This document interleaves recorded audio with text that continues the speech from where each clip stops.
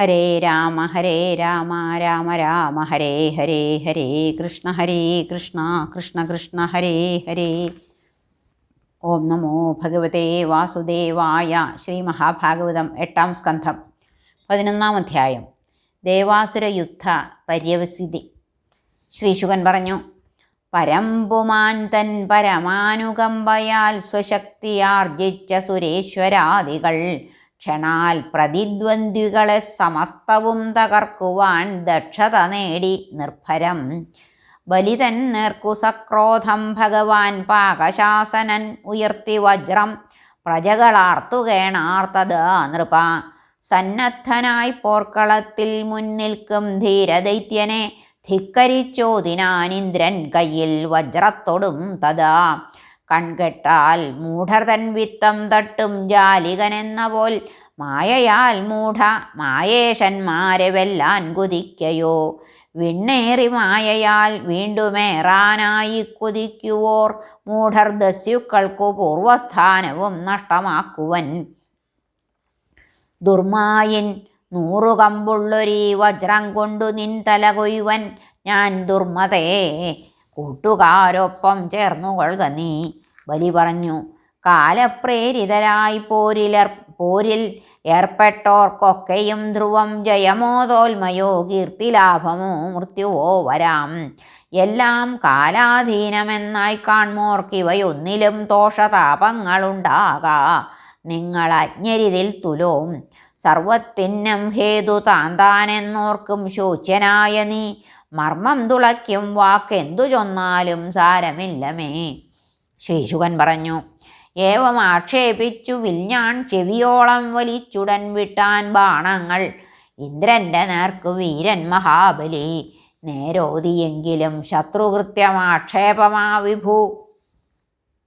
നേരോതിയെങ്കിലും ശത്രുകൃതമാക്ഷേപം ആ വിഭു പൊറുത്തില്ല. അങ്കുശക്കുത്തേറ്റൊരു മത്തേഭമെന്ന പോൽ വിട്ടാൻ അമോഘമാം വജ്രം. അതിൻ താടനമേൽക്കവേ ചിറകറ്റദ്രിപോൽ മഞ്ഞിൽ വീണാൻ ശത്രു സവാഹനം. ഹതനായി വീണ തന്നുറ്റ സുഹൃത്തിൻ നില കണ്ടുടൻ പാഞ്ഞെത്തി ജംഭൻ ഇന്ദ്രൻ്റെ നേർക്ക് തൽസൗഹൃദത്തിനാൽ സിംഹസ്ഥനായി സ്വഗതയും പൊക്കി വന്ന മഹാബലൻ ഊക്കായടിച്ചാൻ പൂണല്ലിൽ ഇന്ദ്രനെയും ഗജത്തെയും. ഗജത്തല്ലാൽ പരം പാരവശ്യത്തെ പുണ്ടൊരഗജം മുട്ടുകുത്തി നിലം പറ്റി വീണാൻ ബോധക്ഷയത്തൊടും. സഹസ്രാശ്വങ്ങൾ ചേരുന്ന രഥമൊന്നാശു മാതലി കൊണ്ടുവന്നാൻ. ആനയെ വിട്ട് അതിലേറി സുരാധിപൻ ഔചിത്യം ഉള്ളാൽ മാനിച്ചു സസ്മിതം ദാനവോത്തമൻ താടിച്ചാൻ ആ മാതലിയെ മിന്നും ശൂലത്തിനാൽ ബലാൽ ധൈര്യപൂർവം പൊറുത്താൻ അദുസ്സഹം രുജമാതലി. മുറിച്ചു ജംഭൻ തൻ ശീർഷം വജ്രത്താൽ ക്രുദ്ധനിന്ദ്രനും. നാരദൻ ചൊന്നു ജംഭൻ തൻ വധം കേട്ടോടിയെത്തിനാർ വലൻ പാകൻ നമുചി തൊട്ടുള്ള ബന്ധുക്കൾ തൽക്ഷണം. മർമ്മം പിളർക്കും ആക്ഷേപവാക്കൊത്ത് ഇന്ദ്രൻ്റെ മേലവർ ചൊരിഞ്ഞു ബാണം. മേഘങ്ങൾ അതിരിമേൽ വാരിധാര പോൽ ഇന്ദ്രൻ തൻ 110 അശ്വങ്ങളെയും യജ്ഞമെന്നിയെ വലൻ ഒന്നിച്ച് 1000 അമ്പെയ്തു താടിച്ചു വീര്യവാൻ. 100 അമ്പാൽ മാതലിയെയും 100 അമ്പാൽ തദ്രഥത്തെയും ഒന്നിച്ചു താടിച്ചാൻ പാകൻ അത്ഭുതപ്രദമാം വിധം. ഇന്ദ്രനെ പൊൻപിടിയേഴും 15 അമ്പിനാലുടൻ താടിച്ചലറി മേഘം പോൽ ശക്തൻ നമുചിയും തഥാ.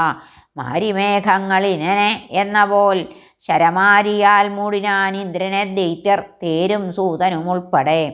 സുരേന്ദ്രനെ തത്ര തിരഞ്ഞു കണ്ടിടാതെ അനാഥരായി ശത്രുവോടേറ്റു തോറ്റഹോ വിഷണ്ണരായി കപ്പലുടഞ്ഞു വാർധിയിൽ കുഴങ്ങും ആ വർത്തകർ പോലെയായി സുരർ.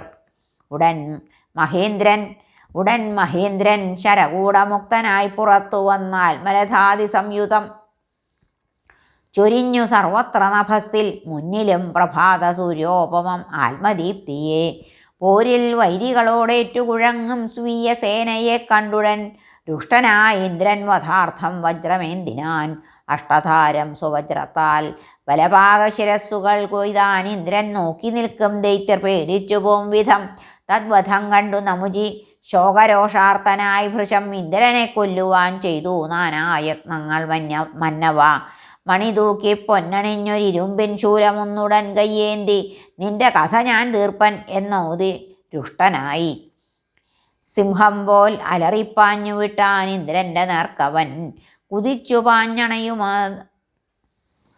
കുതിച്ചുപാഞ്ഞണയുമത് അമ്പിനാലുടൻ നുറുക്കിനാൻ വലരിപു തുണ്ടു തുണ്ടമായി. രുഷാന്ധനായി കുലിശമെടുത്തെറിഞ്ഞു തൽഗളം മുറിപ്പതിനഥ ദേവനായകൻ മഹാബലൻ സുരപതി ഊക്കിൽ വിട്ടൊരാവരായുധത്തിനു തൊലികൂടി നീക്കുവാൻ കഴിഞ്ഞതില്ല. ഹഹവലാരി വീര്യവും തകർന്നിത തൊലിയുടെ മുമ്പിൽ അത്ഭുതം ഹരേ. സ്വവജ്രവും നിഷ്പ്രഭമായപ്പോൾ ഇന്ദ്രൻ ഭയന്നുപോയി. ആശ്ചര്യകരം ഈ ദൈവയോഗത്തിൻ പൊരുളെന്തുവാൻ. മുന്നം പറന്നും ഭാരത്താൽ മഞ്ഞിൽ വീണും ജനങ്ങളെ ദ്രോഹിച്ചൊരദ്രിനിരതൻ പക്ഷം ഛേദിച്ചതേതിനാൽ മൂർത്തിമത്താം ത്വഷ്ട്രതപസാം ആ വൃത്രനവെന്നതും അജയ്യരാമൻ.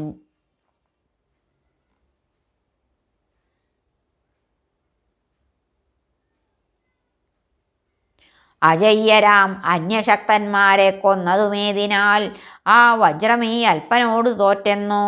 തുച്ഛമീ വടി തൊടാ ഞാൻ ബ്രഹ്മതേജസ്സും ഹന്ത നിസ്സാരമായിതോ.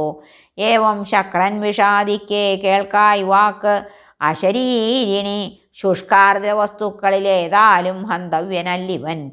ഈ മട്ടിലുള്ളൊരു വരം കൊടുത്തിട്ടുണ്ട് ഇവനു ഞാൻ. അതിനാൽ പാർത്തു കണ്ടാലും വധാർത്ഥം മറ്റുപോം വഴി.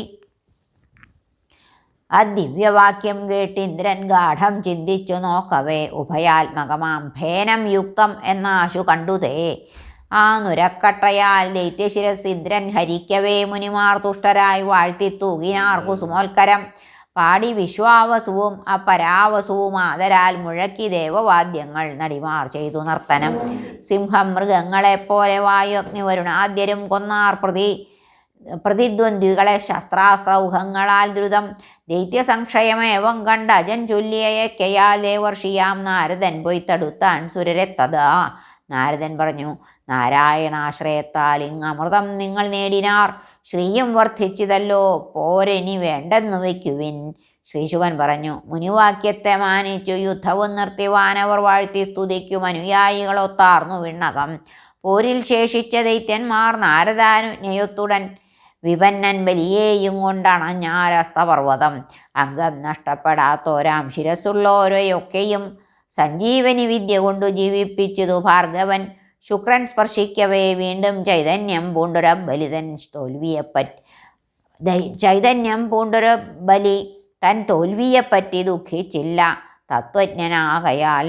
ഹരേ നമഃ. ശ്രീകൃഷ്ണാർപ്പണമസ്തു. 11-ാം അധ്യായം കഴിഞ്ഞു. സർവത്ര ഗോവിന്ദനാമ സങ്കീർത്തനം. ഗോവിന്ദ ഗോവിന്ദ. ഹരേ നാരായണ. ഹരേ കൃഷ്ണ. ഗുരുവായൂരപ്പ ശരണം.